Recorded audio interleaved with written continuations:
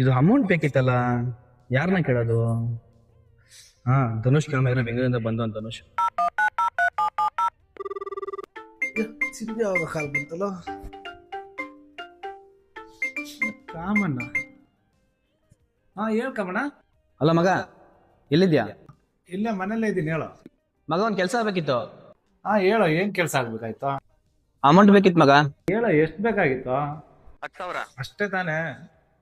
ಸರಿ, ಹಾಕಿದ್ದೀನಿ ನೋಡ ಮಗ.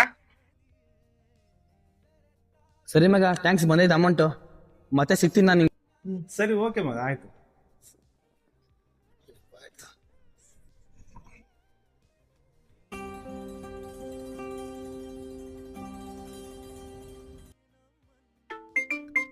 ಯಾರೋ ಕಾಲ್ ಗೊತ್ತಲ್ಲ.